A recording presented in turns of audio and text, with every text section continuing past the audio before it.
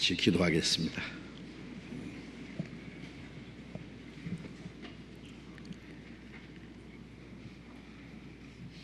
자비로우신 우리 아버지 하나님,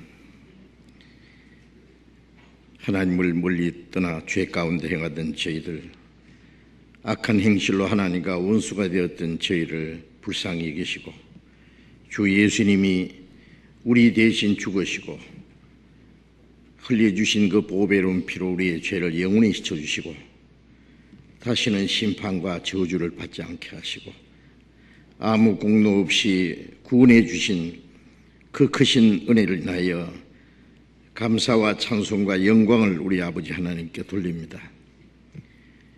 이 시간 주님의 보배로운 피로 구속함을 얻은 저희들, 주님 앞에 함께 모여서 주님의 은혜와 영광을 노래하며 주님의 말씀을 배우며 주님이 함께 하시는 거룩한 교제 가운데 참여하게 해주신 것 감사합니다.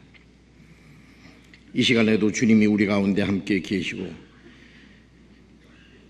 우리 가운데 두루 행하시며 여기에 모여있는 우리 각 사람을 굽어 살피시고 하나님의 자비로운 손길로 붙들어 주시고 더 풍성하신 은혜와 주님의 사랑과 생명과 성령의 능력으로 충만케 하심을 믿고 감사합니다.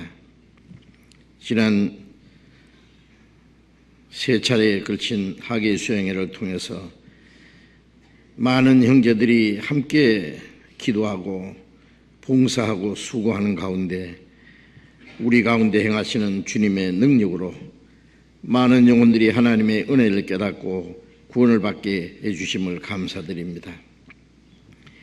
이제 남은 두 차례 수양회 때도 이제 많은 영혼들이 함께 모여서 말씀을 배우는 가운데 하나님의 그 은혜를 깨닫고 영원한 생명과 소망을 얻을 수 있도록 역사해 주시고 이 일을 위해서 함께 수고하고 봉사하는 우리 형제 자매들 주님 말씀과 사랑으로 더욱 붙들어 주시고 인도해 주옵소서. 이 민족에게 좀 더 자유와 평화와 안전을 주시고 우리에게 하신 시간 속에서 자유롭게 신앙생활하며 주님의 복음을 전하며 주님이 맡기신 거룩한 역사를 온전히 이룰 수 있게 하기를 원합니다. 주님 도와주시고 또 전 세계에 아직도 구원받을 수 있는 복음을 듣지 못하고 죽어가는 많은 영혼들이 있습니다. 그들에게 전도의 문을 열어주시고 주님의 복음을 증거해서 많은 영혼들이 구원받는 하나님의 큰 역사가 이루어지게 해 주옵소서. 이 일을 위해서 우리 모두가 함께 기도하고 협력하고 또 복음을 전할 수 있는 충성단 일꾼들을 많이 세워주셔서 마지막 때 하나님이 원하시는 거룩한 역사를 능히 이룰 수 있도록 주님이 함께 역사해 주옵소서. 전 세계 곳곳에서 복음을 전하는 우리 형제 자매들 주님 말씀과 능력으로 더욱 붙들어 주시고 영육 간의 강건함을 주시고 주님의 복음을 담대히 증거해서 많은 영혼들을 주님 앞에 인도하는 그 거룩한 역사를 능히 이루게 해 주옵소서. 이 시간 함께 참여하지 못한 형제 자매들, 병중에 있는 사람에게 속히 건강을 회복시켜 주시고 마음에 시험받는 사람, 여러 가지 곤란 중에 있는 사람 일일이 합당하신 은혜를 베풀어 주셔서 한 사람도 실족함이 없게 해 주옵소서. 이 시간 우리에게 나타내시기 원하시는 주님의 말씀, 주님의 거룩하신 뜻, 그리고 우리가 마땅히 어떻게 행할 일들을 더욱 가르쳐 주시옵소서. 주 예수님 이름으로 기도드렸습니다. 아멘.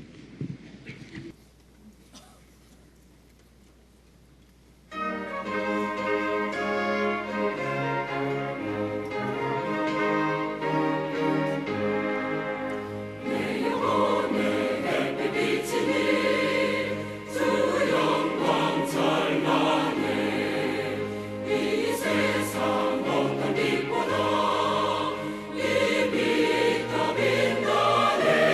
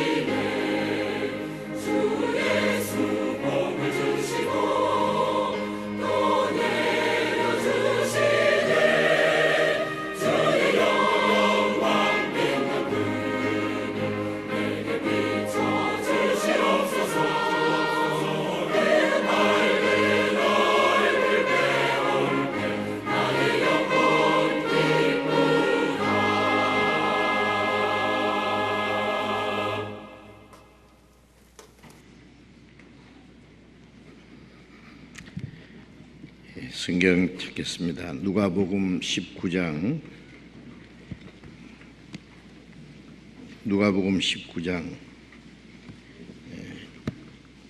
신약 성경 128페이지 누가복음 19장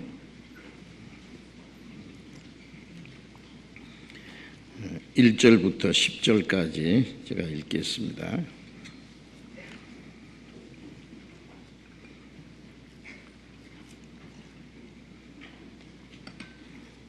누가복음 19장 1절부터 10절까지 읽겠습니다. 예수께서 여리고로 들어 지나가시더라. 삭개오라 이름하는 자가 있으니 세리장이요 또한 부자라. 제가 예수께서 어떠한 사람인가 하여 보고자 하되 키가 작고 사람이 많아 할 수 없어 앞으로 달려가 보기 위하여 뽕나무에 올라가니 이는 예수께서 그리로 지나가시게 되미르라. 예수께서 그곳에 이르사 우러러 보시고 이르시되 삭개오야 속히 내려오라. 내가 오늘 네 집에 유하여야 하겠다 하시니 급히 내려와 절구하며 영접하거늘 무사람이 보고 수군거려 가로되 저가 죄인의 집에 유하러 들어갔도다 하더라. 삭개오가 서서 주께 여짜오되 주여 보시옵소서. 내 소유의 절반을 가난한 자들에게 주겠사오며 만일 네 것을 토색한 일이 있으면 4배나 갚겠나이다. 예수께서 이르시되 오늘 구원이 이 집에 이르렀으니 이 사람도 아브라함의 자손이미로다. 인자에 온 것은 잃어버린 자를 찾아 구원하려 함이니라. 거기까지. 이번 학예 수양회 때 전국에 있는 모든 교회들이 함께 기도하고 또 수고하고 봉사하시는 가운데 우리 가운데 주님이 함께 역사하셔서 이번에도 새로이 많은 분들이 참석하셨고 많은 분들이 하나님의 은혜를 깨닫고 구원을 받으셨습니다. 그래서 지난 3차 학예 수양회 때 등록하신 분이 수양관에 8,804명으로 되어 있고 침례 받으신 분들이 834명으로 통계가 나와 있습니다. 그리고 중고등학생들이 1,841명, 합계해서 참석하신 분이 1,645명으로 통계가 나와 있습니다. 중고등부에서 침례받은 숫자는 아직 확인되지 않았습니다. 1차, 2차 때도 한 차수에 한 11,000명 가까이 되는 분들이 참석하셨어요. 아마 이제 남은 4차, 5차에도 많은 분들이 참석하시리라고 생각을 합니다. 해마다 수양에 참석하시는 수가 자꾸 늘어납니다. 그리고 학예 수양회 때 많은 영혼이 구원받는 것을 우리가 잘 알고 있습니다. 많은 사람들이 모처럼 여름 휴가를 얻어서 바닷가로 또 섬으로 혹은 해외로 쉬러 가는 그런 시간입니다. 그런데 우리는 그 모든 휴가도 다 하나님께 반납하고 우리에게 주어진 이 시간에 더 많은 영혼들이 구원받는 그 역사를 위해서 우리가 우리에게 주어진 시간과 우리의 수고와 우리의 물질과 모든 걸 희생해서 많은 영혼이 구원받는 그 역사를 이루기를 원하십니다. 요한복음 5장 17절에 예수님이 내 아버지께서 이제까지 일하시니 나도 일한다. 내 아버지께서 죽은 자를 일으켜 살리심 같이 아들도 그 원하는 자를 살리느니라. 하나님이 하시는 일은 죽은 영혼을 살리는 일입니다. 그보다 더 큰 일이 어디 있겠어요?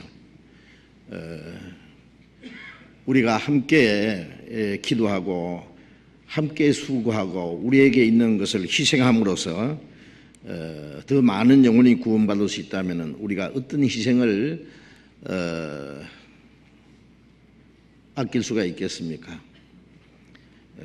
군인들은 훈련 때 땀을 많이 흘리면 전쟁 때 피를 적게 흘린다고 합니다. 우리는 그리스도인들이 더 많이 땀을 흘리고 수고하면은 아마 지옥 가는 영혼이 훨씬 적어질 겁니다. 천국 가는 영혼이 훨씬 많아지겠죠. 우리가 하는 수고와 우리의 땀방울이 하나님 보실 때에 아마 보석보다도 귀할 것이고 영원한 생명으로 하나님이 바꾸어 주실 겁니다. 그러니 어찌 우리가 그 일을 게을리할 수 있겠습니까? 그래서 우리가 항상 전도하지만은 이 학예 수양회 때 많은 사람들이 한 마음이 돼서 수고하는 가운데 가장 많은 영혼이 구원받는 역사가 일어나기 때문에 우리가 그 일을 합니다. 그리고 먼저 구원받은 사람들이 수양회에 참석해서 한 마음이 되어서 함께 수고하고 땀 흘리고 희생하는 가운데 먼저 구원받은 사람의 신앙도 훨씬 더 성숙해지고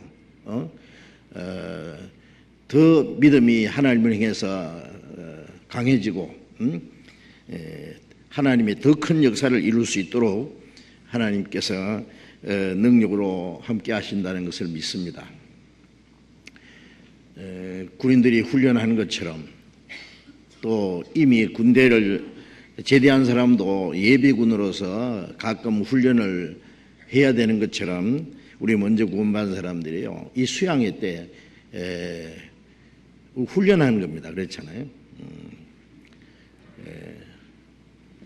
우리 그리스도인들이 함께 모여서 한 가지 목적을 위해서 하나님이 원하시는 거룩한 역사를 능히 이루기 위해서 수고한다는 것은 우리가 구원받았다는 증거고 같은 믿음과 소망과 삶의 목적을 가졌다는 것이 말로만 아니라 실제로 증거하는 것이라고 그렇게 믿습니다. 그래서 우리가 그 하나님의 역사에 참여할 수 있다는 것이 얼마나 귀하고 하나님 보시기에 아름답고 우리에게는 더 큰 영광이 되는 겁니다. 많은 사람을 옳은 대로 돌아오게 한 자는 궁창의 별과 같이 영원토록 빛이라. 다니엘서 12장 3절에 말씀하신 대로 많은 사람들을 옳은 대로 돌아오게 한 자는 주님 앞에 가서 궁창의 별처럼 아름답게 영원히 빛날 것입니다. 그 영광입니다. 그래서 하나님의 아들이 십자가에 죽어서 그 보배로운 피를 다 쏟아서 그 이루신 그 복음 우리가 전하지 않으면 아무도 구원을 받을 수가 없습니다. 우리가 그 일에 무관심하고 게을르고 이기주의로 개인주의로 사는 동안에 구원받을 수 있는 많은 영혼들이 이루어지고 있다는 사실을 우리가 항상 잊지 말아야 될 겁니다. 그래서 바울 사도는 내가 복음을 전하지 않으면 내게 화가 있을 것임이라 라고 말했습니다. 악한 일을 하는 것도 죄지만은 선한 일을 하지 않는 것도 죄입니다. 그리스도인들은 악한 일을 하는 것이 아니라 선한 일을 해야 되는데 야고보서 4장 15절에 선을 행할 줄 알고도 행치 않으면 죄니라. 야고보서 4장 16절에 그런 말씀이 있죠. 그 선한 일 중에 최고 선이 주님의 복음을 전해서 영혼을 구원하는 역사입니다. 그것을 알면서 행하지 않는 것은 그것도 하나님 보실 때 죄가 될 겁니다. 그래서 우리는 할 수 있는 대로 최선을 다해서 아직 한국 안에도 구원받을 수 있는 복음을 듣지 못하고 죽어가는 영혼들 막연히 교회당 다니는 사람들이 너무 많고 전 세계 기독교는 전파돼서도 구원받을 수 있는 복음을 듣지 못하고 죽어가는 사람들이 너무 많은 것을 우리가 압니다. 가까운 우리 한국의 이 북한의 동족들 그들에게도 하루속히 전도의 문이 열려서 북한에도 복음의 역사가 한번 일어나서 그래도 잃어진 영혼들이 구원받는 역사가 나타나기를 우리는 간절히 기도하고 사모합니다. 그래서 우리에게 허락하신 이 마지막 때에 우리에게 주어진 기회에 우리가 할 수 있는 최선을 다해서 이 복음을 전하는 일을 해야 되겠습니다.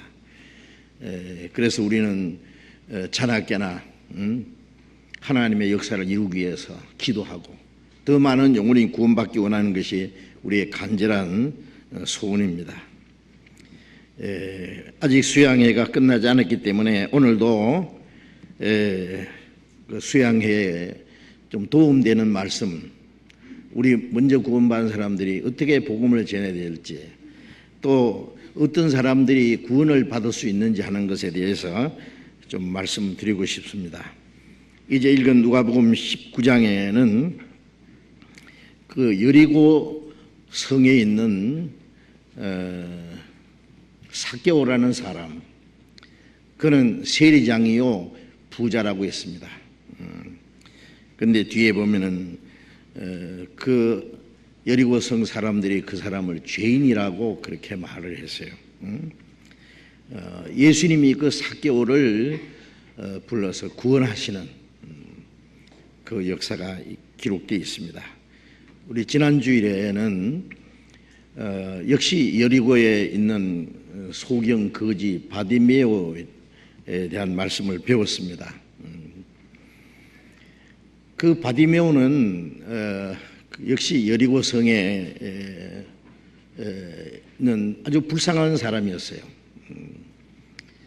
그 사람은 죄가 있다 없다 상관없이 그는 소경이었고, 소경이기 때문에 거지가 됐고, 그는 평생을 보지 못하고 거지로 천대받고 살다가 죽어야 된 사람인데, 자기 앞에 지나가시는 예수님을 향해서 있는 힘을 다해서 울부짖었고, 예수님은 그 바디메오를 눈을 뜨게 해주셨잖아요. 그것도 우리 앞에 지나가시는 주님을 우리가 있는 힘을 다해서 부를 때에, 간절히 찾을 때에 주님이 만나 주신다고 하는 그 말씀을 우리에게 실제 사건으로 보여주신 겁니다. 이사야 55장 6절에 너희는 여호와를 만날 만한 때에 찾으라, 가까이에 계실 때에 부르라. 예수님이 이스라엘 땅에 두루 다니실 때에 죽은 자를 살리고 문둥병자를 꺾어내고 속의 눈을 뜨게 하시고 많은 기적을 행하셨는데 그 주님을 만날 만한 때가 있었습니다. 그 기회를 놓쳐버리면은 영영 주님을 만날 수 없는, 영원히 고침받을 수 없는 그런 일들이 있습니다. 지금도 마찬가지입니다. 아무 때나 주님을 만나는 것이 아니라 그랬잖아요. 교회당에 가서 주님을 만나는 것도 아니고 저 산속에 가서 기도하다가 하나님을 만나는 것도 아닙니다. 우리는 말씀을 통해서 하나님을 알고 하나님을 만나는데 혼자 성경 읽는다고 되는 것이 아니라 전파하는 자가 없이 어찌 들으리요, 듣지 못하니 어찌 믿으리요. 먼저 복음을 깨달은 사람들이 하나님의 성령의 능력으로 구원받을 수 있는 복음이 전해질 때에, 그때가 주님이 나타나실 때, 가까이 계실 때 구원받을 수 있는 그런 기회입니다. 우리가 가끔 전도 집회를 하고 또 우리 학예 수양회 때는 전국에 있는 우리 교회 형제 자매들이 한 마음이 되어서 오로지 복음을 전하고자 하는 그 일로 인해서 희생하고 수고하는 그 가운데 주님이 능력을 나타내시기 때문에 에베소 3장 20절에 우리 가운데 역사하시는 능력대로 우리의 온갖 구하는 것이나 생각하는 것에 넘치도록 능히 하실 이에게 내가 너희 가운데 거하며 두루 행하며 그 성령으로 하나 된 무리, 성령이 너희에게 마시면 너희가 권능을 받고 땅끝까지 너희 증인이 되리라. 그 성령이 역사하시는 무리를 통해서 주님의 복음이 전해집니다. 그 가운데 주님이 역사하셔요. 우리 가운데 역사하시는 능력으로. 우리의 간절한 소원을, 우리의 기도를 이루게 하시는 그 역사를 이루기 때문에 주님이 나타나시는 데입니다. 그 가운데. 그런데 그 기회를 놓쳐버리면은 구원받지 못하는 사람들이 많이 있습니다. 이제 누가복음 19장에는 같은 여리고성에 있는 사람인데, 이 사람은 육신적으로 불쌍한 사람이 아니고 이 사람은 특별히 그 영혼이 잃어져 있는 모습을 여기에 말씀하고 있습니다. 그리고 그는 죄인이었습니다. 그는 부자지만은 많은 사람들에게 멸시와 또 그 저주스러운 그런 대상자로서 세리장의 역할을 했던 사람입니다. 이 사람이 구원받는 모습을 통해서 또 우리는 죄인이 구원받는 또 다른 모습을 우리에게 가르쳐주고 있습니다. 소경 바디메오는 예수님이 자기 앞에 지나가실 때에 있는 힘을 다해서 소리를 지르고 주님을 불렀습니다. 그러나 이 삭개오는 삭개오가 주님을 부른 것이 아니라 예수님이 삭개오를 부르셨습니다. 그래서 이런 내용을 통해서 믿음이라고 하는 건 하나님의 부르시고 우리가 그 부르심에 대답하는 그것이 바로 믿음이라는 것을 우리가 이해를 할 수 있습니다. 누가복음 19장 1절 다시 보겠습니다. 예수께서 여리고로 지나가시더라. 삭개오라 이름하는 자가 있으니 세리장이요 또한 부자라. 예수께서 어떠한 사람인가 하여 보고자 하되 키가 작고 사람이 많아 할 수 없어 앞으로 달려가 보기 위하여 뽕나무에 올라가니 이는 예수께서 그리로 지나가시게 되밀어라. 자, 오늘 우리가 이 말씀은 삭개오의 그 회개에 하는 구원받는 그 모습을 가르쳐 주는데, 우리가 구체적으로 예수님이 그 삭개오 집에 들어가셨잖아요. 결국 삭개오야, 오늘 내가 네 집에 유하야 하겠다. 그래서 죄인의 집에 유하신 예수님이라는 그 제목으로 우리 한번 생각해 보려고 합니다. 이 여리고성은 이스라엘 백성들이 애굽에서 400년 동안 종노를 하다가 하나님의 능력으로 모세로 말미암아 거기서 애굽에서 나와서 그 시내 광야를 통과하고 가나안 땅에 들어갈 때에 제일 첫 번 큰 그 성이었어요. 여리고성. 그 여리고성을 이스라엘 백성들이 앞에 제사장들이 법궤를 메고 나팔을 불면서 하루에 한 바퀴씩 7바퀴, 마지막 날은 7바퀴를 돌았죠. 하루에. 그리고 나팔을 부니까 여리고성이 무너졌습니다. 하나님의 능력으로 여리고성이 무너지고 그리고 여호수아가 이 여리고성을 다시 건축하는 사람은 저주를 받을 것이다.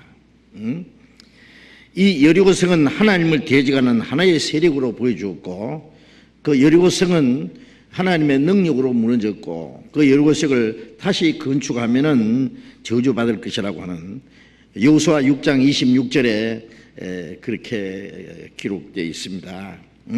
그러니까 여리고성은 원래 저주받은 성입니다.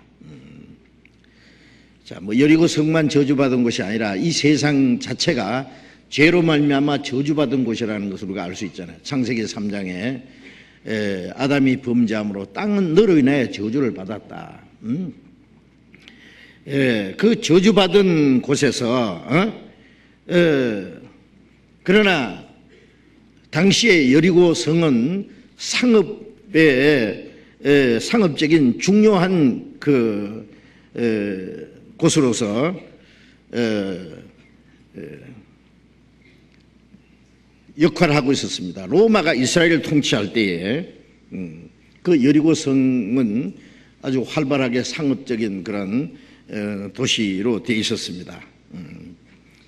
그런데 로마가 이스라엘을 통치할 때에 로마가 이스라엘에게 무거운 세금을 이제 매겨서 세금을 거둬서 이 로마 가이사 황제에게 이제 바치는 일이 있었습니다. 그런데 하나님의 백성인 이스라엘 민족이 이교도인 하나님을 모르는 다른 신을 섬기는 그 로마의 세력에다가 세금을 바친다고 하는 것은 큰 치욕으로 느끼고 또 그것은 큰 무거운 부담이 됐을 겁니다. 그리고 그 일을 하는 사람들이 누구냐 하면 세금을 걷어서 로마에 바치는 사람들이 같은 동족인 유대인으로서 그 세금을 걷어서 로마에 상납하는 그 사람들을 세리라죠. 세리. 그 사람들을 아주 가정스러운 사람으로 자기 동족을 배신하는 팔아먹는 반역자로 여기고 멸시하고 증오하는 그런 대상이었습니다. 그런데 여기에 이 삭개오라는 사람은 그 많은 세리들을 관리하는 세리장입니다. 요즘 말하자면 세무서 서장이에요. 그래서 세금을 걷어서 로마에 상납하는 그 일을 하는 사람입니다. 로마에 그 세금을 바치는 과정에서 일부는 자기가 이제 그걸 취함으로써 아마 그래서 부자가 됐을 거예요. 그래서 세리장이고 부자라 그랬죠. 그러니까 로마의 세력을 가지고 그 세금을 거두는 역할을 하는 사람은 그 당시에 아주 굉장히 힘이 있었어요. 이스라엘 백성들에게는 아주 정오의 대상이고 자기 동족의 배신자고 자기 동족을 무거운 세금을 매겨서 그들을 착취하는 그런 역할을 하는 사람으로 여겨졌습니다마는 그는 실제로 로마의 세력을 가지고 어떤 힘을 가지고 있었던 사람 그 당시에. 그런데 이 삭개오가 비록 부자지만은 마음속에 참 평안은 없었을 겁니다. 그리고 마음속에 항상 그 죄책감을 느끼고 있었을 거예요. 그 세리, 특별히 그 세리 이 장이 돼가지고요. 그 일을 하는 자기 동족에게 미움을 받는 그러면서 자기가 그걸 그 세력으로 부여하게 된 그 일에 대해서 죄책감을 느끼고 불안한 마음을 가지고 영혼의 갈등을 느꼈을 거라고 생각합니다.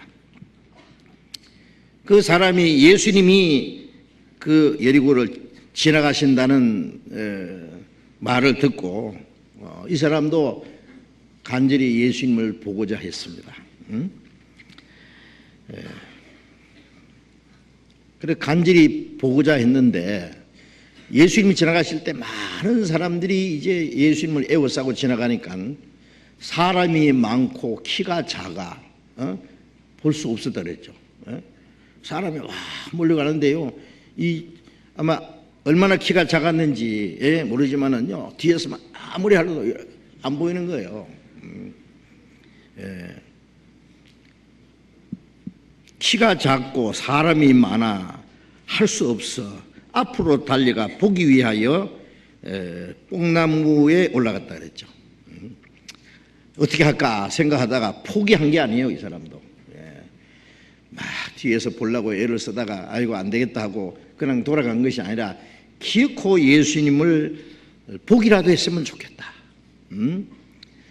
그래서 이제 마지막 생각한 것이 예수님이 지나가실 그 길목으로 먼저 앞으로 달려갔다 그랬죠. 달려가서 예수님이 지나셔야 되는 그 곳에 뽕나무에 올라갔습니다. 아마 그 뽕나무에는 이 삭개오뿐 아니라 키 작은 아이들도 올라갔을 거예요. 그죠? 빡빡하게 올라갔을 겁니다. 그 아이들이 올라가는 거야 괜찮은데 아마 이 삭개오 세리장 부자 아마 나이가 많았을 거예요. 그죠? 키도 작고 나이도 많고 그 여리고 성에는 모든 사람이 다 하는 사람이다. 그 사람이 뭐 은근 주춤해가지고 억지로 이제 뽕나무에 기어 올라가는 모습을 보고 사람들이 아마 꼴볼견이다 아마 비웃기도 했을 거예요. 그러나 이 삭개오는 남이야 비웃든 말든 오로지 예수님을 한번 보고자 하는 마음, 그 사모하는 마음을 가지고 뽕나무에 올라갔어요. 제가 여리고성에 갔을 때 그 뽕나무를 보고 싶었어요. 그런데 우리가 생각하는 그런 뽕나무가 아닙니다. 이 뽕나무 우리나라에 있는 뽕나무와는 달라요. 무화과나무처럼 생겼어요. 무화과나무처럼 생겼는데 잎사귀는 뽕나무처럼 생겼고 조금 다릅니다. 그래서 이 가지가 뻗어서 옆으로 쭉 뻗어가지고 사람이 올라가서 앉을 수 있도록 용이하게 되어 있는 나무입니다. 그래서 아마 이 삭개오도 뽕나무에 올라가서 예수님 지나가시는 예수님을 이제 한번 보고자 원했을 겁니다. 삭개오는 단순히 예수님이 어떠한 분인가 하는 것을 호기심으로 보려고 한 게 아닙니다. 예수님을 볼 뿐 아니라 예수님을 꼭 만나기를 원했을 거예요. 예수님을 한번 만나서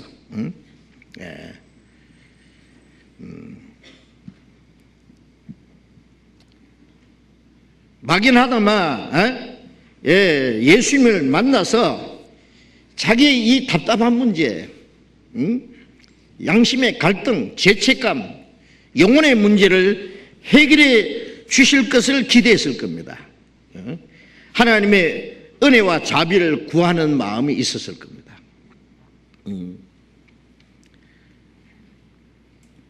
그래서 이제 뽕나무에 올라가서 그 많은 사람들이 이렇게 올라가서 내다보는 거죠. 이렇게 누가 예수님인가 하고 아마 뚫레뚫레 두리번거리고 있을 때에 예수님이 먼저 삭개오를 보셨습니다. 예수께서 그곳에 이르사 우러러 보시고 쳐다본 거예요. 삭개오는 내려보고 있고 예수님은 우러러 보셨다 그랬죠. 삭개오야, 속히 내려와라. 오늘 내가 네 집에 유하해야 되겠다. 아마 삭개오는 깜짝 놀랐을 거예요. 자기 이름을 주님이 부르시니까. 어떻게 예수님이 그 삭개오를 이름을 부르셨을까요? 옆에 있는 사람이 선생님 저 뽕나무에 있는 저 우스꽝스러운 사람 있잖아요. 저 사람이요 이 동네 세리장이고 삭개오라는 사람입니다. 그렇게 말을 했을까요? 안 했을 겁니다. 예수님은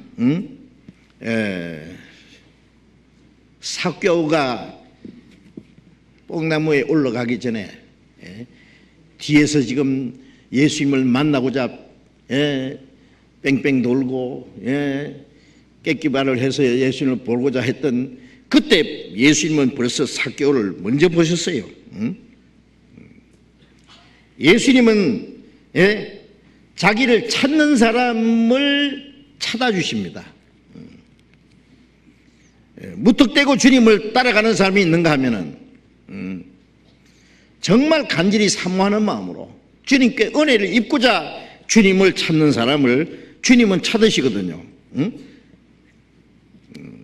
뽕나무에 올라가기 전에, 삭개오가 뽕나무에 올라가기 전에 예수님이 먼저 삭개오를 보셨어요.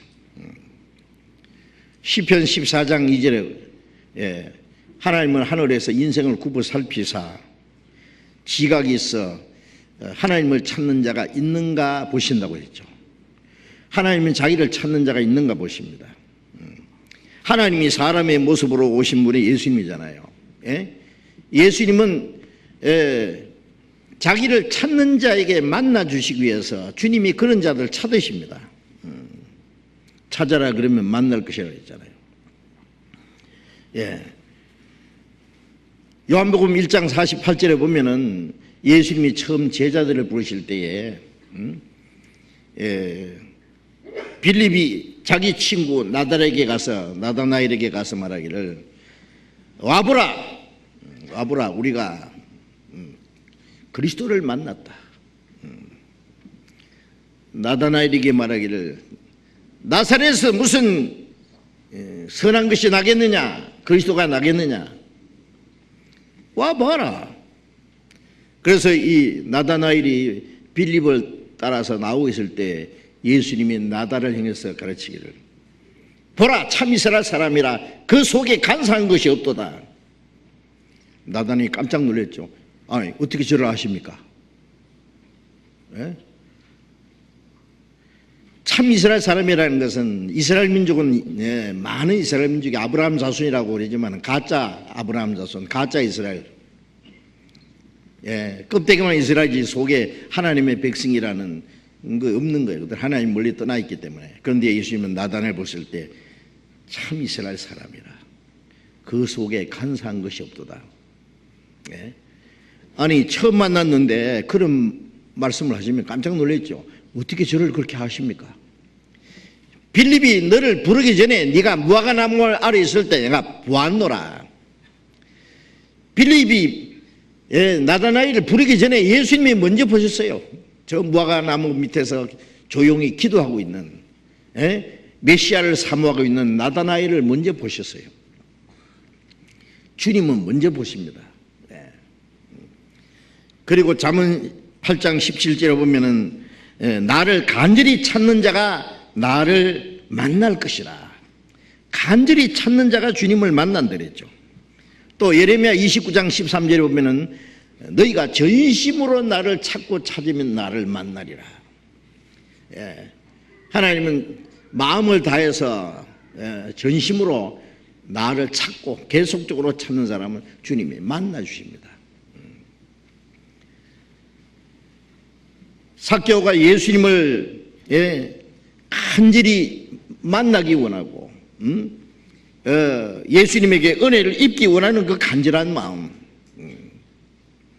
오로지 예수님을 한번 만나게 되겠다는 그런 마음을 가지고 자기 체면도 다 벗어버리고 이제 뽕나무에 올라가서 예수님을 찾고 있는 그 모습을 주님이 먼저 찾아주신 겁니다.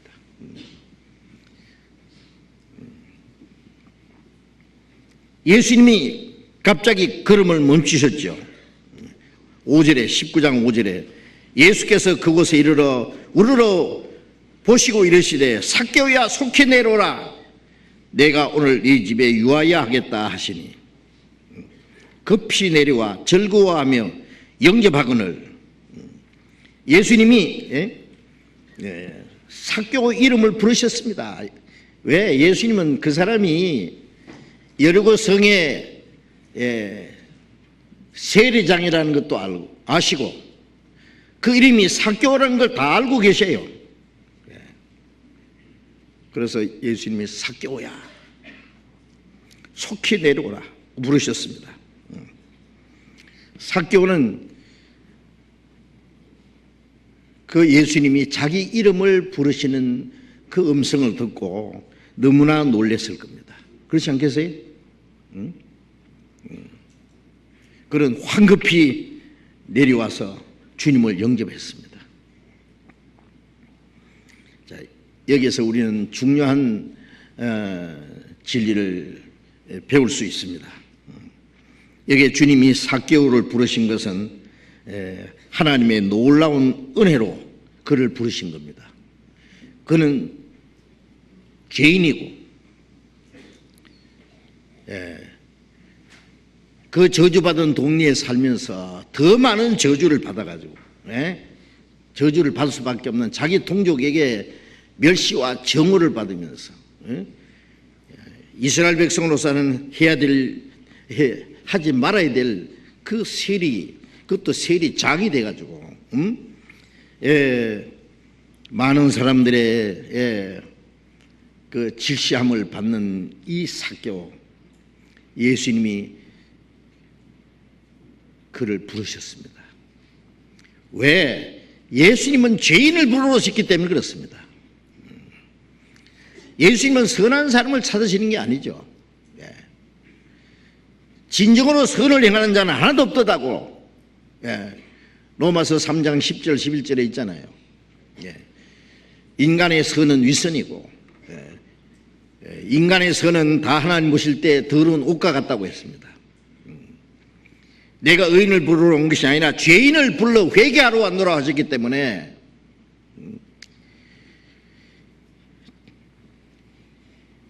간절히 주님을 찾기 원하는, 만나기를 원하는 그 죄인 삭개오를 주님이 불러주신 겁니다. 죄인을 부르시는 음성 말입니다.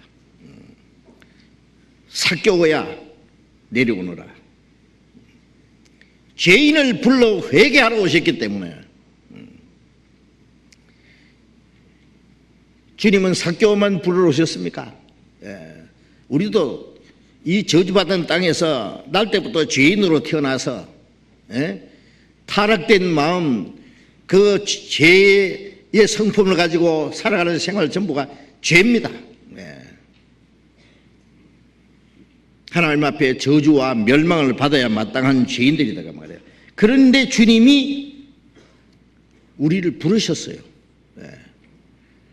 예수님이 경건한 사람, 의로운 사람, 선한 사람을 찾으러 오셨다면 우리가 어떻게 주님을 만날 수 있겠습니까? 죄인을 찾아서 그를 용서하시고 하나님의 은혜를 베푸시고 구원하시기 위해서 오신 주님, 이 죄 많은 사람, 아니 여리고성에서 제일 죄 많은 사람 주님이 불러주셨습니다. 바울사도는 디모데전서 1장 15절에 그리스도 예수께서 죄인을 구원하시려 세상에 임하셨다 했도다. 죄인 중에 내가 괴순이라. 바울사도는 원래 바리새인이고 율법에 열심히 있는 사람이고 이스라엘 초대 임금의 이름을 따서 사울이라고 이름을 지었고 스스로 어렵다고 생각했어요. 그런데 십자가에 죽은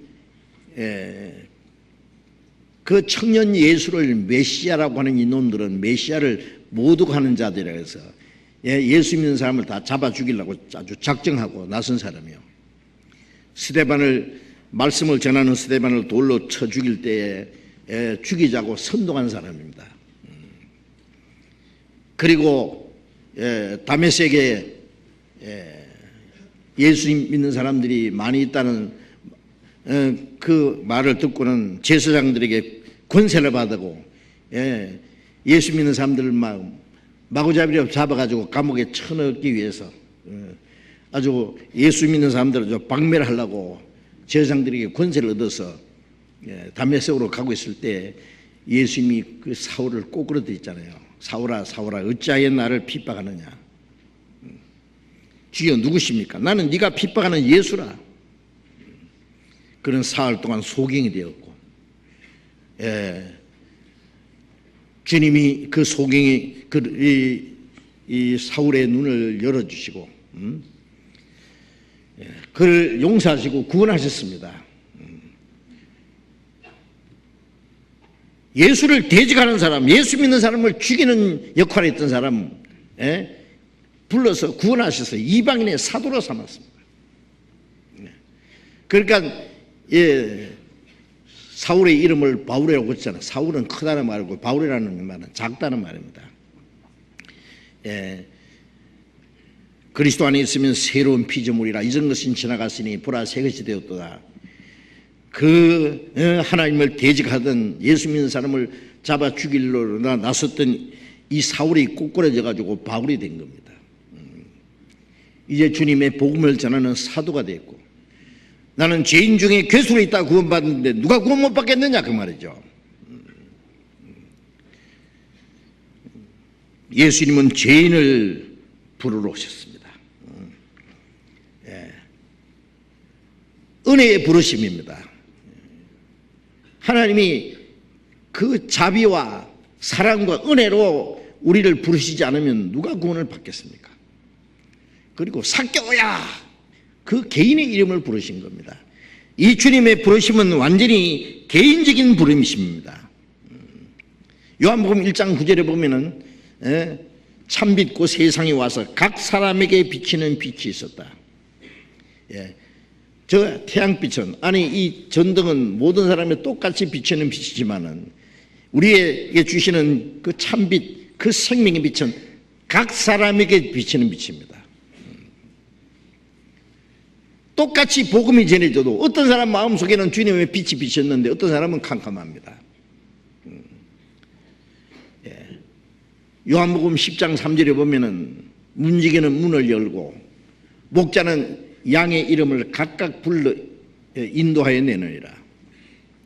목자는 양의 이름을 지어줘가지고 너는 또순이, 너는 또식이, 너는 삼식이, 예를 들면은 양들 이름을 지어줘가지고 양들의 이름을 각각 불러낸다. 양 한 마리 한 마리 권정녀 전부 관심 있단 말이에요. 하나님이 우리를 부르실 때 단체로 부르시는 게 아닙니다. 그걸 아셔야 됩니다. 단체로 구원받는 건 진정한 의미에서 없습니다. 각 사람에게 비치는 빛이고 각 사람의 이름을 불러냅니다. 창세기 12장 1절에 보면은 하나님이 아브라함을 부르셨죠. 아브라함아, 네 본토 친척 아비 집을 떠나 내가 네게 지시할 땅으로 가라. 바벨탑 쌓던 곳에서 우상 숭배하는 가정에서 하나님이 아브라함을 무조건 불러내요. 은혜로. 그리고 개인을 불러냈습니다. 그리고 하나님이 약속하신 가나안 땅으로 인도했습니다. 그를 믿음의 조상으로 세우신 겁니다. 각 사람을 부르는 그 주님의 음성, 우리가 믿을 때 각 사람에게 주님이 부르시는 음성을 들을 수 있어야 됩니다. 어떤 사람 이 성경은요, 뭐 다 좋은 말씀이고, 뭐 세상 사람을 사랑했다고. 왜 세상 사람 사랑했죠? 온 세상 죄를 지고 가셨죠. 만민의 죄를 지고 가셨죠. 당신 죄는 어떻게 돼 있으면 나는 죄 때문에 큰일 난 말이죠. 큰일. 자기하고 상관없어요. 우리가 참으로 하나님의 은혜를 깨닫고 구원받을 때 주님이 나를 불러주신 겁니다. 그 주님의 말씀이 바로 각 사람의 심장을 관통하는 거예요. 그 사람 영혼을 하나님이 불러주시는 겁니다. 그 양심에 하나님의 말씀이 박히는 거예요. 우리가 구원받을 때요, 우리 각 사람에게 주시는 그 주님의 음성, 자기를 부르는 주님의 음성을 들으셨을 겁니다. 요한복음 11장 43절에 보면은 무덤 속에 있는 나사로, 썩어서 냄새나는 나사로야 나오너라. 죽은 지 나흘 뒤에 썩어서 냄새나는 나사로가 뻘떡 살아 일어나서 나왔잖아요. 걸어 나왔잖아요. 만일 예수님이 나사로야 나오너라 하지 않고 그 이스라엘 사람들이 묻으면 이 굴로 파가지고 그 안에다 조상적부터 차곡차곡 시체를 넣어둡니다. 그리고 이 돌로 굴문을 딱 막아놨어요. 그런데 그 문을 열어라. 예수님이 만일 나사로야 하지 않고 무조건 나오너라 그랬으면 그 안에 있는 송장들 다 나왔을 거예요. 그런데 나사로야 나오기 때문에 나사로만 나왔습니다. 네. 주님이 우리 각 사람을 부르십니다. 개인의 부르심입니다. 그리고 나사로야 속히 내려오라. 속히 내려오라는 것은 아주 적극적인 부르심입니다. 급히 부르시는 음성입니다. 우리가 주님의 부르심을 받았을 때 적극적으로 대답해야 됩니다. 우리가 복음을 들었을 때 주님이 부르시기는 부르시는데 다음에 대답할게요. 오늘 말고 내일 아니면 다음에 언젠가는 지금은 아닙니다. 다음에 조금 더 있다가 믿겠습니다. 그가 마귀가 하는 유혹입니다. 내일은 항상 있습니다. 그렇죠? 내일은 우리 것이 아닙니다. 어떤 사람 식당에 흔하게 써놨더래요. 내일은 공짜. 그래서 그 다음날 가가지고 실컷 먹고 나오려니까 돈 내라 하더래요. 아니 저게 내일은 공짜라고 해서 오늘 와서 먹었는데 그러니까 아닙니다. 내일이 공짜입니다. 내일은 없습니다. 아세요? 잠언 27장 1절에 내일 일을 자랑하지 마라. 하루 동안에 무슨 일이 일어날지 너희가 알 수 없습니다. 내일요? 너희 생명이 무엇이냐? 너희는 잠깐 보이다 없이 안견이라. 내일 일을 너희가 알지 못하는도다. 그렇죠. 다음에 믿겠다든지 뭐 생각해보고 믿겠다든지 우선 바쁜 일 해놓고 믿겠다든지 그 사람 믿을 자격이 없는 겁니다. 속히 내려오라. 속히. 적극적인 순종이 아니면 안 됩니다. 고린도후서 6장 2절에 보라 지금은 은혜 받을 만한 때요 보라 지금은 구원이라. 지금입니다. 지금. 이때일세 인내함을 얻을 때가 이때일세. 구원받을 수 있는 복음이 전해질 때 자기 개인을 부르시는 거예요. 적극적으로 순종해야 돼요. 받아들이는 게 순종입니다. 그 말씀을. 하나님의 은혜는 항상 급히 우리를 찾아 부르시는 겁니다. 오늘 적극적으로 주님의 음성을 듣고 눈을 뜨지 않으면은 내일에는 지옥에서 깨어날지 모릅니다. 근데 사람들이 다음으로 미는 거 그건 마귀 작전이거든. 그래 믿기는 믿는데 지금은 아니다. 다음에.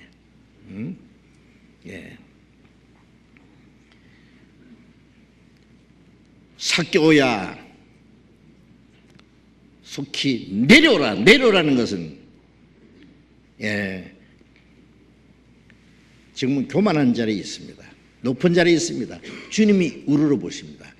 주님은 너무 겸손하기 때문에 겸손하지 않으면 주님을 만날 수 없습니다. 우선 내려와.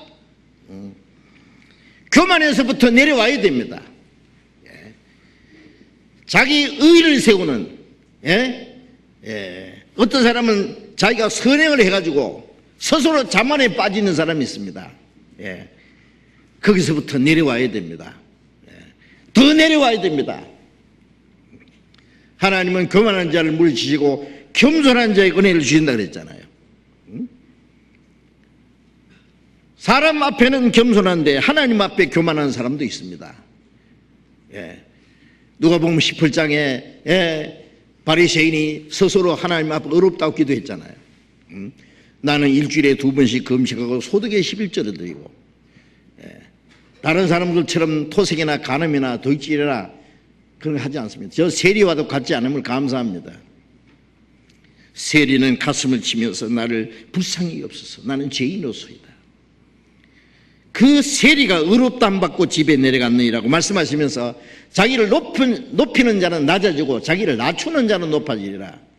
스스로 의롭다는 것이 그게 하나님 앞에 최고 교만입니다. 우리는 나면서부터 죄인이고 타락된 마음을 가지고 살아가는 생활 전부가 죄투성입니다. 그렇게 조그만 선한 일을 했다고 해서 그 사람이 의인이 되는 게 아니에요. 그게 바로 교만입니다. 우리는 하나님 앞에 비참한 죄인인 걸 알고 멸망받을 운명이 있다는 걸 알고 구원받기를 간절히 사모할 때 그게 하나님 앞에 진정한 겸손입니다. 그래서 교만해서 자만심에서 스스로 어렵다고 하는 그 자리에서 내려와야 돼요. 더 내려와야 돼요. 물은 아래로 흐르는 것처럼 겸손한 자의 마음에 하나님의 은혜가 머물기 때문에 우리가 구원받은 이후의 신앙생활도요, 어떤 사람은 막 열심히 일을 해, 봉사를 해. 열심히 대단해. 아무도 못 따라갈 정도로 막 열심히 수고도 하고 일도 많이 하고 희생도 많이 하고 해요. 그런데 그래서 교만한 사람이 있어요. 그래서 남을 판단해. 왜 나는 하는데 니는 왜 안 하냐, 막 판단하고 꾸짖고 말이죠. 그건 교만입니다. 자기가 실컷 해놓고 자기가 자기의 말로 다 깎아버리는 거예요. 그걸 아셔야 됩니다. 일을 많이 할수록 말을 적게 해야 돼요. 수고를 많이 할수록 더 겸손해집니다. 자기가 스스로 많이 했으면 얼마나 했겠습니까? 제가 하나님을 위해서 했지 사람에게 보이려고 했습니까? 우리가 어떤 일을 해도 아무하도 자랑할 거 없습니다. 주님의 은혜를 생각하면 나는 주님을 위해서 100번 주고도 은혜를 갚을 수 없는데 뭘 좀 했다고 뭐 교만할 게 뭐가 있느냐고. 조금 해놓고 막 그 큰일이 한 것처럼요 어서 해가지고 말이에요. 남을 막 내려다보고 깔보고 그리고 막 말을 얼마나 많이 하는지 몰라. 자기 자랑하고 남을 판단하고 그 교만이지 뭡니까?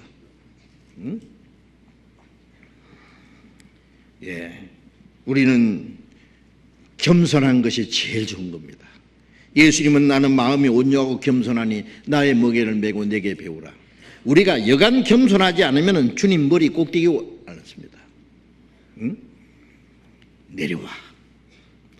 내려온 자리가 제일 안전한 자리입니다. 주님의 은혜를 받는 자리입니다. 내려오고 더 내려와야 됩니다. 속히 내려오라.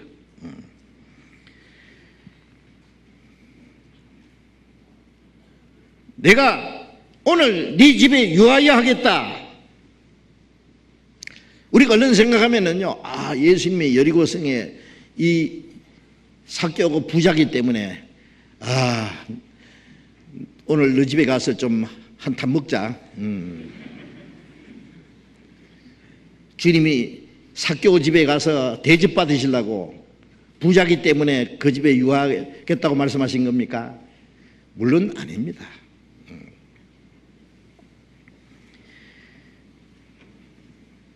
죄인의 집에 온 여리고 사람들의 그 정오와 미움을 받는 그 집에 예수님의 더 큰 은혜를 베풀기 위해서 하나님의 은혜를 주시기 위해서 구원을 주시기 위해서 그 집에 들어가시겠다는 겁니다. 이것은 아주 정교한 표현입니다. 주님이 아무나 집에나 들어가십니까? 자문에 보면은 간사하게 베푼 사람의 식물을 먹지 마라 그랬어요. 그런데 이 삭개오가 부자고 뭐 다 할지라도 예수님이 그것 때문에 예수님이 그 집에 들어가시겠어요? 아닙니다. 죄인의 집에 들어가셨습니다. 내가 네 집에 유하여 하겠다는 이 말씀은 그 삭개오를 구원할 뿐 아니라 유한다고 하는 것은 그 집에서 같이 먹고 같이 자고 함께 하시겠다는 겁니다. 우리가 구원받을 때 어떻게 해요? 주님이 나를 영접해 주시고 내가 주님을 영접하고, 요한계시록 3장 20절에 내가 문 밖에 서서 문을 두드리노니 누구든지 내 음성을 듣고 문을 열면 내가 그가 그로 더불어 먹고 그는 나로 더불어 먹으리라. 먹는다는 건 뭐예요? 교제입니다. 교제. 우리가 오랜만에 만난 친구를 만나면은요, 예? 그냥 헤어지기 섭섭해가지고, 야, 점심이라도 같이 하자. 하다못해 차라 한잔 하자. 같이 먹고 마시고 하는 것은 진정한 교제를 말합니다. 주님은 죄인의 집에 가서 죄인과 같이 음식을 잡숫고 죄인과 같이 교제하기를 원하시는 겁니다.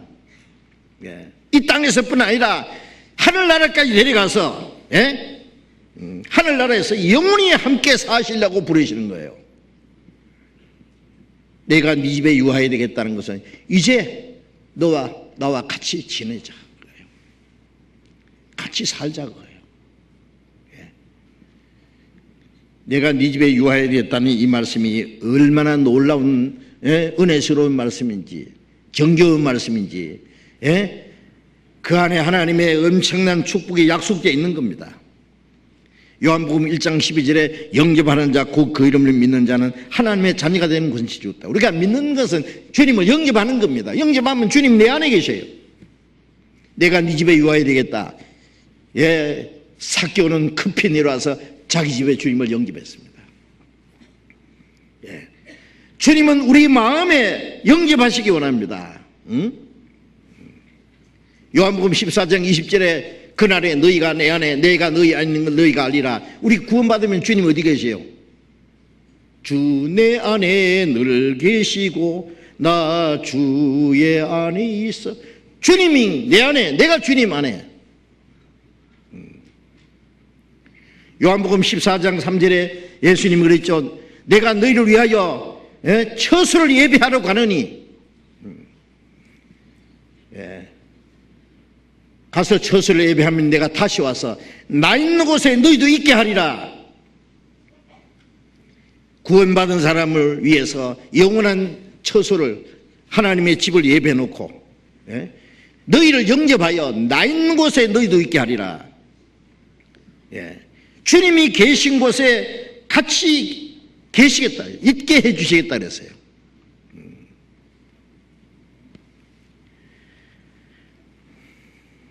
주님은 죄인의 집에 유하십니다. 같이 계십니다. 예, 하룻밤이 아니라 영원히 같이 계십니다. 예. 누가복음 19장 6절 급히 내려와 즐거워하여 영접하거늘 무사람이 보고 수군거려 가로되 제가 죄인의 집에 유하러 들어갔도다 하더라. 삭개오가 급히 내려와서 즐거워하며 영접했습니다. 자기 집에 주님을 영접했습니다. 무사람이 수군거려 말하기를 저 예수라는 분이 죄인의 집에 유하로 들어갔다. 세리장 집에 들어갔네. 예수님을 비난한 겁니다.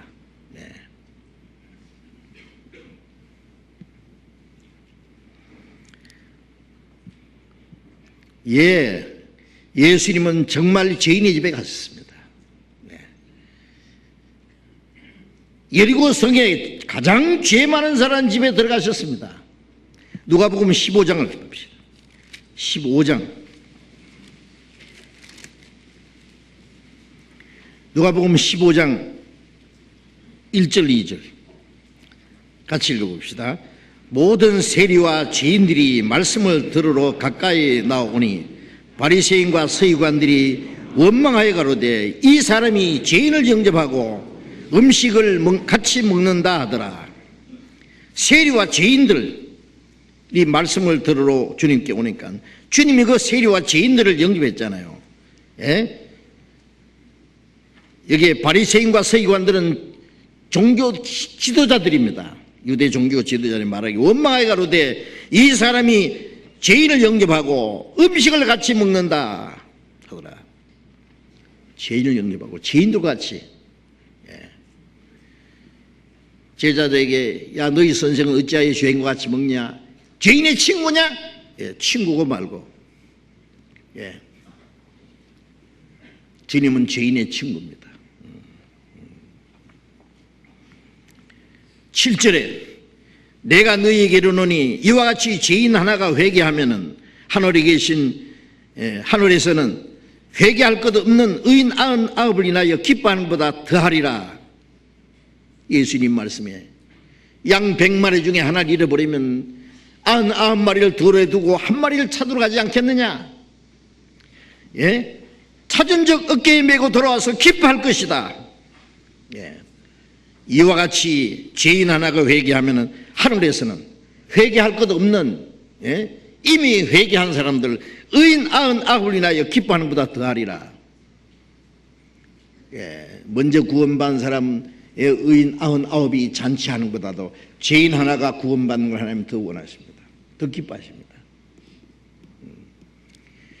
수양회 때 참석한 사람 그 대다수가 구원받은 사람입니다. 이미 그 사람들이 땀을 흘리고 수고하고 그 더군데 함께 모여서 앉아서 아는 말씀 또 듣고 하지만 왜 같이 듣고 있습니까?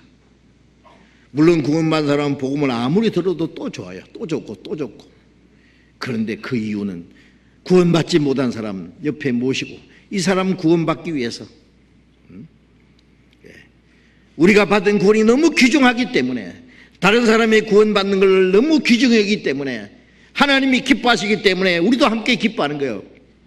그래서 이번에 수양회 때 자기가 모시고 온 사람 구원받으면 너무너무 좋아하는 모습 보지 않습니까? 이번에 아무개 구원받았어요. 우리 어머니 구원받았어요. 제 아버님이 이번에 거듭났습니다. 침례받았습니다. 이번에 내 동생이 구원받았습니다. 막 별 얘기 다 있죠. 하나님이 기뻐하시고 우리도 같이 기뻐합니다. 10절 또 같이 읽어봅시다. 내가 너희에게 이르노니 이와 같이 죄인 하나가 회개하면 하나님의 사자들 앞에서 기쁨이 되느니라. 죄인 하나가 회개하면 하나님의 사자들 앞에서, 하나님의 사자들은 천사입니다.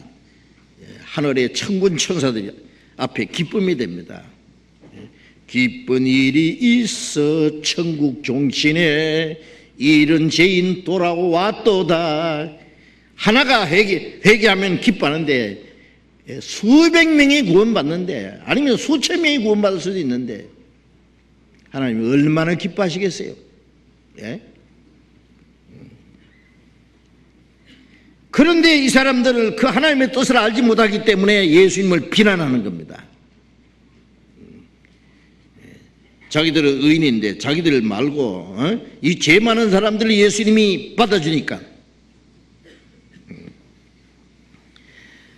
그래서 마가복음 2장 14절 이하에도 보면은 예수님이 내가 의인을 부르러 온 것이 아니라 죄인을 부르러 왔다고. 그래서 죄인이 집에 가서 죄인과 세리들과 함께 먹고 마시고 당연한 일입니다. 죄인을 구원하러 오신 예수님은 그래서 죄인이 집에 가셔야 됩니다. 건강한 자에게는 의원이 쓸데없고 병든 자에게 쓸데니라. 지옥 갈 병이 걸린 사람, 죄병이 걸린 사람 병자 고치려면 병자 집에 가셔야죠. 병자 집에 가지도 않고 멀리서 어떻게 고치느냐고.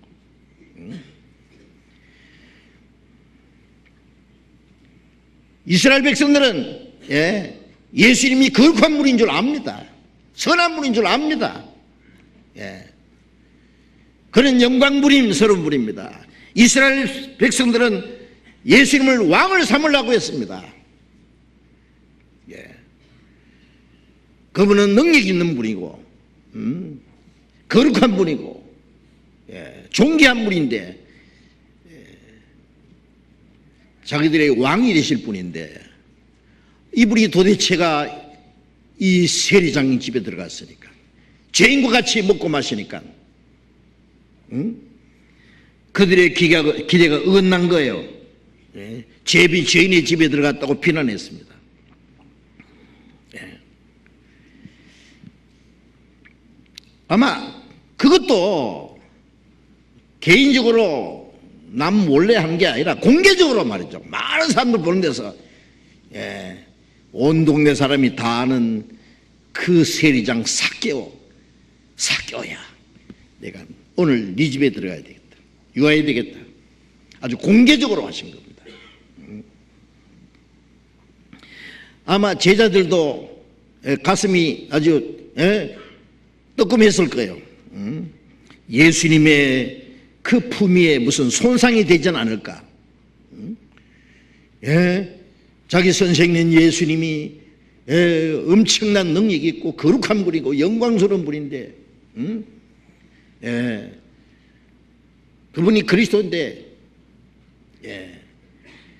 삭개오 세리집에 들어갔었으니 예수님은 많은 사람들에게 비난을 받고, 예수님이 품위가 떨어질까 걱정 안 했겠습니까? 그러나 예수님은 약한 자를 착취한다고 모든 사람들에게 비난과 질시를, 모든 사람들의 그 멸시를 받는 그 집에 은혜를 주시고 하나님의 축복을 주시기 위해서 들어가셨단 말입니다. 한때 흉악한 죄를 지었던 이 소굴이 되었던 우리의 마음에 주님이 오신 거예요. 우리 마음이 어떻습니까? 죄 짓는 소굴이요, 마귀의 역사는 소굴이 됐던 우리 마음에 구원을 받을 때 주님이 우리 안에 오신 거잖아요. 죄인의 마음 속에.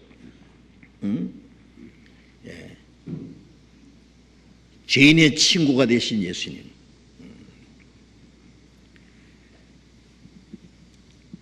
주님은 죄인들과 함께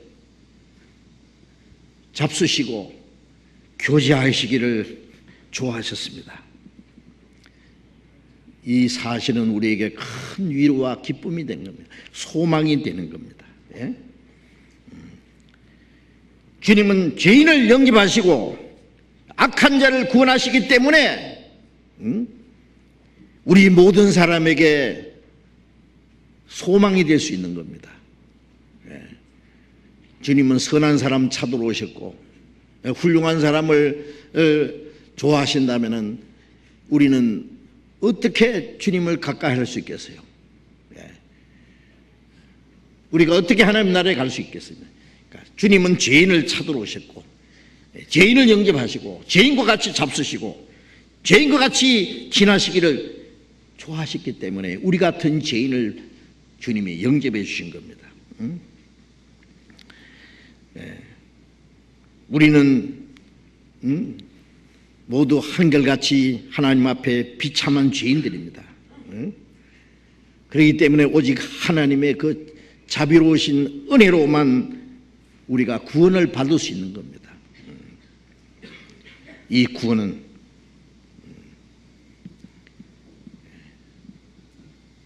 다른 종교에는 없습니다.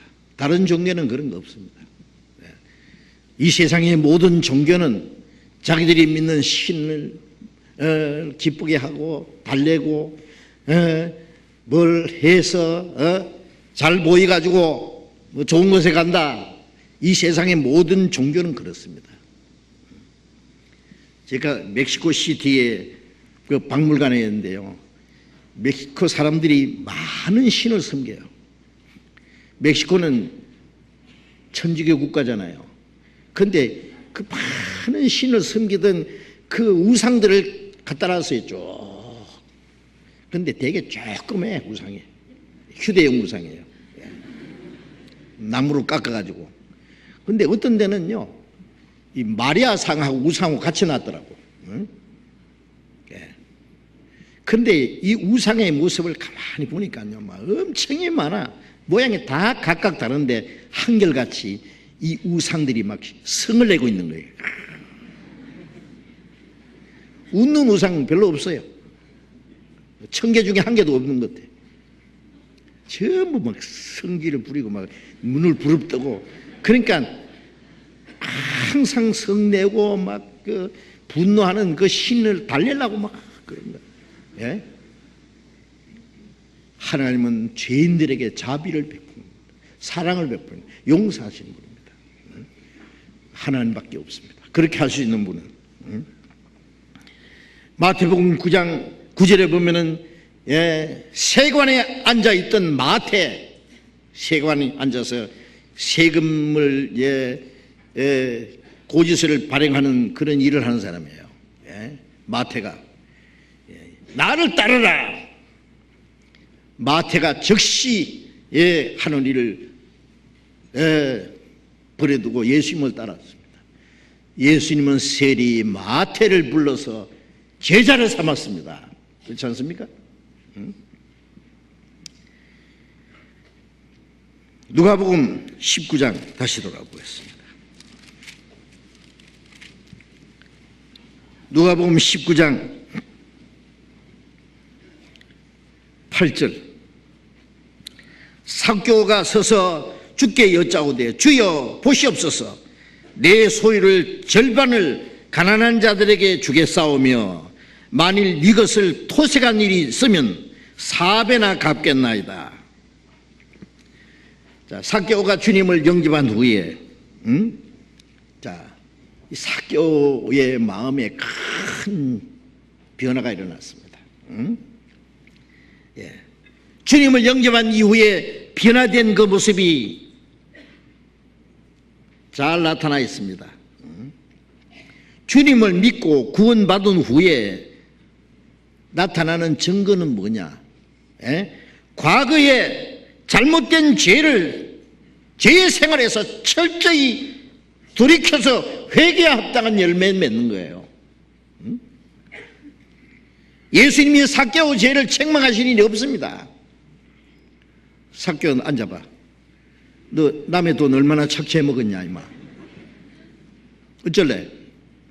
너 재산 반은 가난한 자에게 주고 그리고 착취한 거 어떻게 갚고 그 말 하셨습니까? 한마디 안 하셨습니다. 삭개오는 주님의 은혜를 입은 결과 스스로 자기 죄를 뉘우치고 즉시 잘못된 그 죄의 생활을요 스스로 정리하는 그 모습을 보여준 겁니다. 내 모든 소유를 절반을 가난한 자에게 주겠습니다. 내가 남에게 토색한 게 있으면은 4배나 갚겠습니다.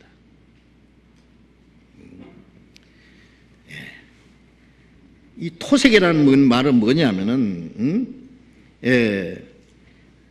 법을 남용해 가지고 남의 것을 강탈하는 행위, 부당하게 세금을 매겨 가지고 남의 것을 갈취해 먹는 겁니다. 자기 이익을 추구한 것, 탐관오리, 그렇죠? 그게 토색입니다.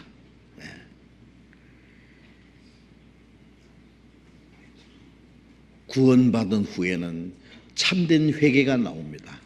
구원받은 후에도 자기가 잘못된 생활을, 죄의 생활을 계속할 수가 있습니까?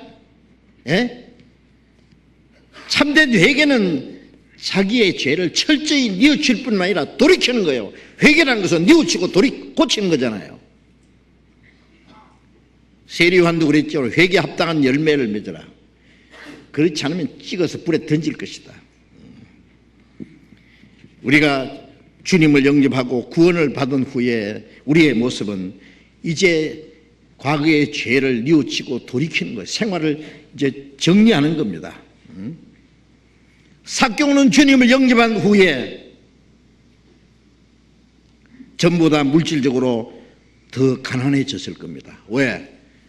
반을 가난한 자에게 주고 그리고 남의 토색한 것을 4배나 갚아버리면은 남는 게 얼마나 될지 모르겠어요. 모자랄지도 모릅니다. 그러나 삭개오는 모든 걸 다 잃어버릴지라도 가장 놀라운 거 귀중한 하나님의 축복을 받았기 때문에 아무것도 아니다 그 말이에요. 그거는. 바울 사도도 주님의 은혜를 깨달은 이후에 과거에 내게 유익하던 걸 다 분토와 같이 하겠다 그래요. 분토는 옛날 성경에는 똥으로 했다. 똥분자입니다. 오히려 내게 유익하는 걸 다 회되는 것을 하겠다 그랬어요.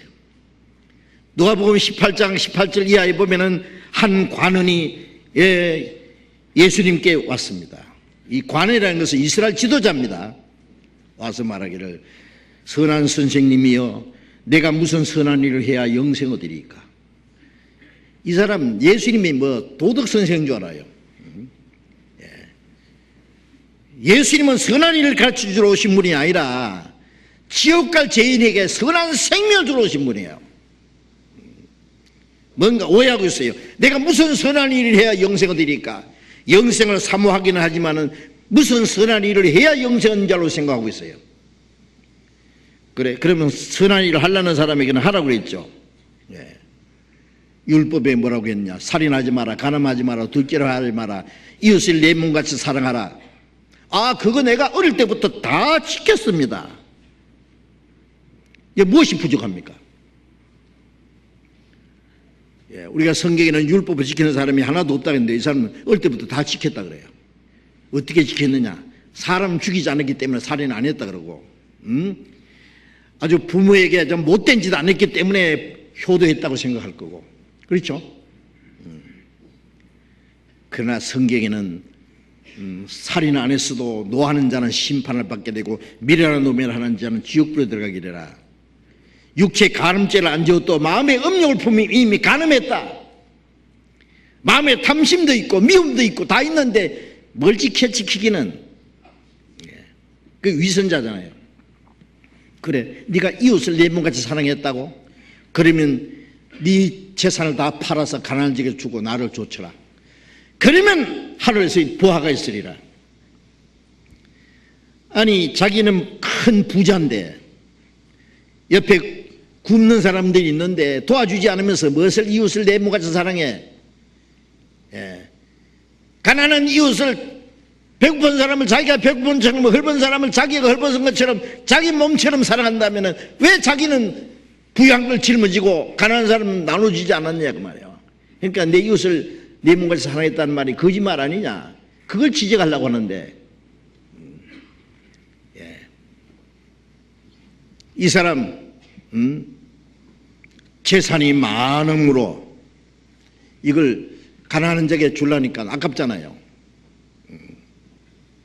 마태복음 19장에도 똑같은 말씀이 있습니다. 재산이 많음으로 이 말씀을 듣고 근심하며 돌아가니라. 영생도 얻고 싶고 재산도 아깝고 어쩔까 하다가 아이고, 영생 얻는 건 나중 일이고 당장 말똥이 구불려도 세상이 최고다. 돌아간 거예요. 예수님이 쟤들에게 얘들아 부자가 천국 가기는 약대가 바늘구멍에 들어가는 것보다 어렵니라. 부유한 것이 죄가 아니라 부유한 것으로 만족해요. 하나님보다는 재물을 의지하고 살아요. 천국이 따로 어디 있냐? 이 세상에서 잘 먹고 잘 살면 그게 천국이지. 이 이스라엘의 지도자 관원은 스스로 선하다고 한 사람은 그걸 할 수 없었습니다. 그러나 이 세리장, 죄 많은 이 삭개오는 주님을 영접하자마자 시키지도 않은 일을 당장에 막 재산 반을 가난한 자에게 나눠주고 토색한 것을 4배나 갚고 주겠다고 했어요. 할 수 있었잖아요. 거듭나지 못한 기독교인들은 선하다고 해봐야 그거 못합니다. 쬐끔하죠, 형식적으로. 그러나 구원받고 나면은 너무나 귀한 은혜를 받았기 때문에, 영원한 소망을 받았기 때문에 이 세상 것이 시시합니다. 그리고 생활을 정리합니다. 이제 과거에 잘못된 생활을 하나씩 정리합니다. 그리스도인으로서 합당한 생활이 무엇인지, 주님을 기쁘게 하는 것이 무엇인지를 이제 실제로 실천하게 되는 겁니다. 이 삭개오는 구원받은 후에, 주님을 영접한 후에 참된 회개를 함으로써 과거에 합당치 못한 방법으로 부여하게 된 그 모든 것, 세상의 욕망을 이제 포기한 거예요.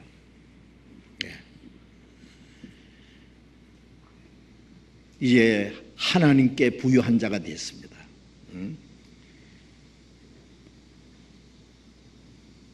예수님은 그가 원래 부유한 자로서 너희를 위해서 가난하게 되신 것, 그의 가난함으로 너희를 부유케 함이라.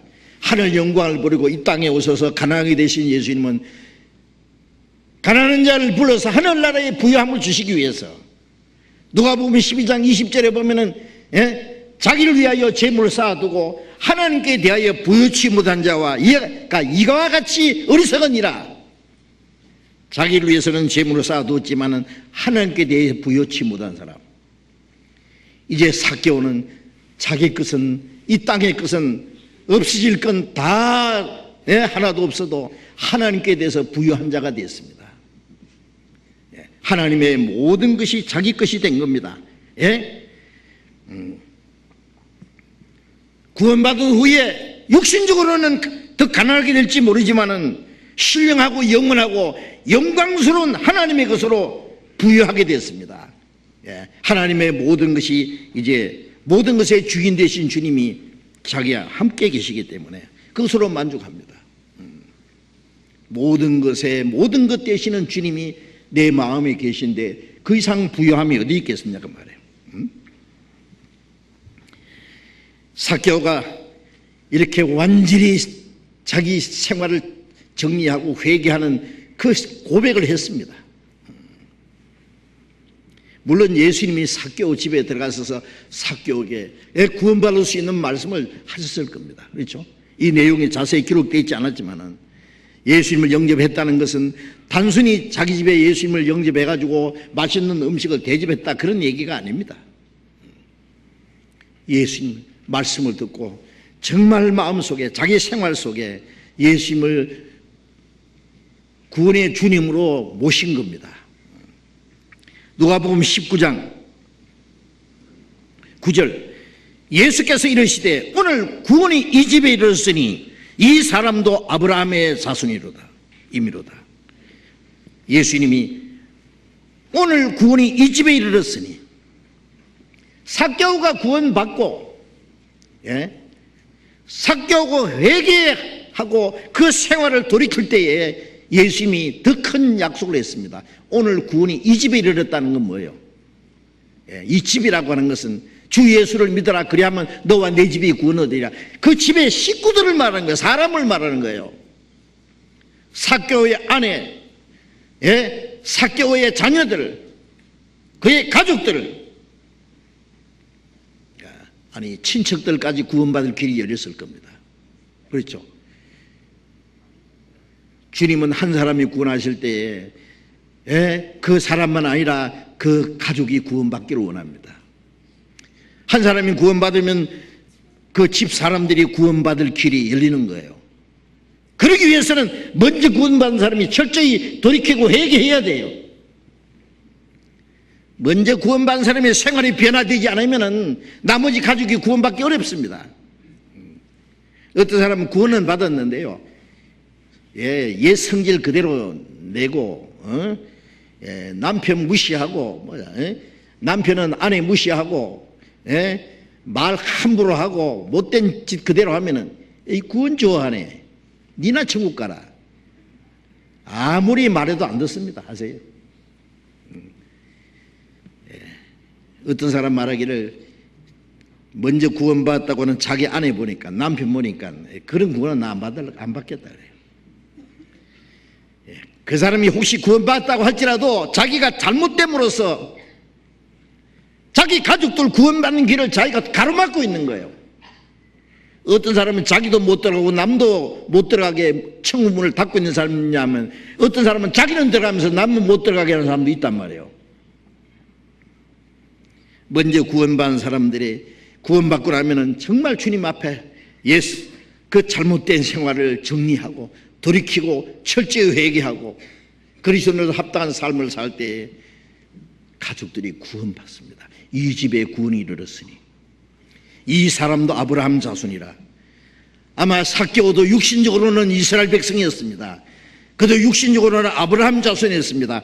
여기에 이 사람도 아브라함 자손이라는 것은 이제 진짜 아브라함 자손이다 그 말이에요. 예. 아브라함에게 하신 구원의 약속, 믿음으로 말미암는 자는 아브라함의 자손인 줄 알지어다. 갈라디아 3장에 있는 대로 믿음이 있는 자는 아브라함과 함께 복을 받느니라. 그 복은 영혼의 복을 말해요. 영원한 복을 말하는 거예요. 이 사람도 아브라함 자손이다. 진짜 아브라함 자손이다.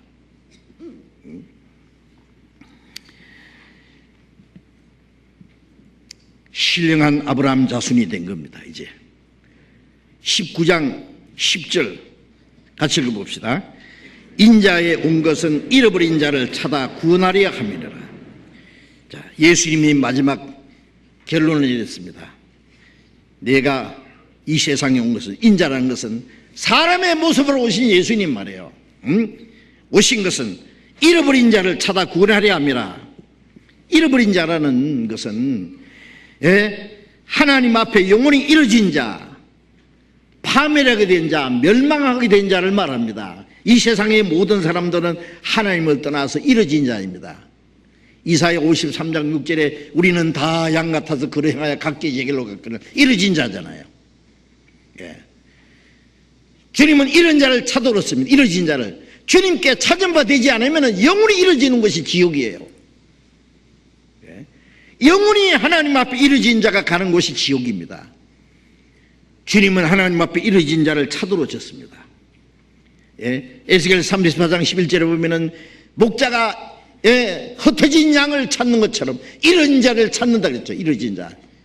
주님은 지옥 갈 영혼을 찾으러 오셨습니다. 찾아 구원하러 오셨습니다.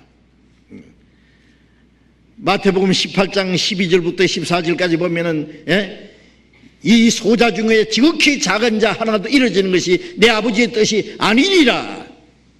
어떤 죄인도 잃어지는 것은 하나님의 뜻이 아닙니다. 요한복음 4장에 보면은 그 사마리아 성에 죄 많은 그 여자, 사마리아 여자를 구원해 주셨잖아요. 잃어진 자를 주님이 찾아주신 겁니다. 예수님이 십자가에 달리실 때 옆에 강도한 사람, 정말 죽기 직전에 자기 죄를 깨닫고 예수님께 주 예수여 당신 나라에 임하실 때 나를 좀 생각해 주십시오. 내게 긍휼을 베풀어 주십시오. 나를 좀 나라에 데려갈 수 없겠습니까? 주님은 진실로 네게 이르노니 오늘 너와 나와 함께 낙원에 들어가리라. 당장 구원해 줬습니다. 주님은 죄인을 찾아 구원하러 오신 분이기 때문에 구원받지 않은 사람은 하나님 앞에 영혼이 잃어져 있습니다. 잃어진 자가 주님 앞에 찾은 바 되어서 만나야 되는데 찾은 바 되지 않으면은 영원히 잃어지는 것이 지옥입니다. 주님은 잃어진 자를 찾아 구원하러 오셨기 때문에 우리 같은 죄인도 주님이 찾아주셨잖아요. 구원받았잖아요. 잃어진 자를 불쌍히 여기고 찾아주시는 주님, 지금도 찾으시고 계십니다. 잃어진 자를. 이제 먼저 구원받은 사람은 또 아직도 잃어진 자를 찾아서 구원해야 됩니다. 우리가 잃어진 자를 주님 앞으로 인도해서 주님을 만나게 해줘야 된다 그 말이에요. 그것이 우리가 해야 될 일입니다. 더 많은 영혼을 구원받는 게 하나님의 뜻입니다. 베드로후서 3장 9절에 하루가 천년같이 천년하루같이 아무도 멸망치 않고 회개하기를 원하셔서 기다리시는 그 하나님의 마음이 바로 우리의 마음이 되어야 된다 그 말이에요. 한 사람 한 사람 영혼 구원받는 것을 우리는 귀중히 여기고 그 잃어진 자를 찾아야 됩니다. 나 같은 죄인 살리신 그 은혜 놀라와 잃었던 죄인 찾았고 구원을 얻었네, 광명을 얻었네. 이뤄진 죄인을 찾아주셨습니다. 그게 구원입니다. 나 같은 죄인, 주님이 찾아주셨잖아요. 그래서 우리는 그 이뤄진 자들, 잃어버린 자를 찾아 구원하시는 주님의 역사가 아직 끝나지 않았습니다. 먼저 구원받은 사람을 통해서 더 많은 이뤄진 자를 찾으시는 그 주님의 역사를 지금 이루고 계시는데, 그 역사를 이루어야 됩니다. 우리가 복음 전할 수 있는 시간이 많이 남지 않았습니다. 뭔가 심상치가 않습니다. 온 세상에 되어지는 일은 주님이 재림하시기 직전에 우리에게 주시는 기회에 우리가 할 수 있는 최선을 다해서 한 사람 한 사람의 영혼을 구원받는 일, 우리는 가장 귀중히 여겨야 됩니다. 우리가 주님과 가까워질수록 주님의 마음을 가질 수 있습니다. 공중으로 높이 올라갈수록 세상은 넓게 보이고 내가 있던 곳은 조그맣게 보입니다. 그렇죠? 우리가 하나님과 가까워질수록 이 세상을 넓게, 마음을 넓게 합니다. 내가 살던 집은 조그맣게 보입니다. 그리고 우리가 주님 앞에 주님이 보시는 것처럼 우리가 세상을 볼 수가 있습니다. 우리 남은 수양의 기간에도 우리가 함께 기도하고 마음을 같이 함으로, 어떤 분은 수양에 1차, 2차, 3차, 4차, 5차까지 어제 수양에 마치고 올라왔는데 오늘 또 내려가야 돼요. 저는 내려가야 돼요. 저녁부터 또 하잖아요. 그런데 어떤 분은 아예 안 올라오고 거기 계신 분도 있어요. 연속해서 어떻게 전도하려고 계획을 세워서. 우리가 전 세계 복음 전하는 이 하나님의 큰 역사를 우리가 반드시 이루어야 되겠습니다. 같이 기도하겠습니다. 자비로우신 우리 아버지 하나님, 하나님을 멀리 떠나 이루어져 있던 저희를 찾아 구원해 주신 주님, 진정 감사합니다.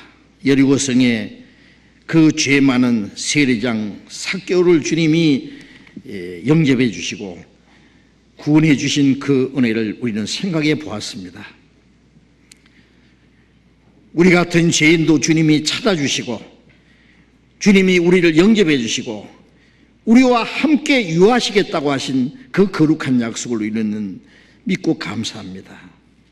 주님이 우리의 마음 속에 오셨고 우리의 삶 속에 주님이 오셨고 우리를 장차 그 영원한 나라로 하나님의 영광 가운데로 영접해 주시고 주님이 우리와 함께 영원히 함께 하실 것을 믿고 감사합니다. 우리의 허락하신 남은 생애 속에서 아직도 이뤄진 수많은 영혼들에게 복음을 전해서 그들을 주님 앞으로 인도해서 구원받는 하나님의 큰 역사를 이룰 수 있도록 우리 모두를 주님 뜻대로 귀하게 사용해 주옵소서.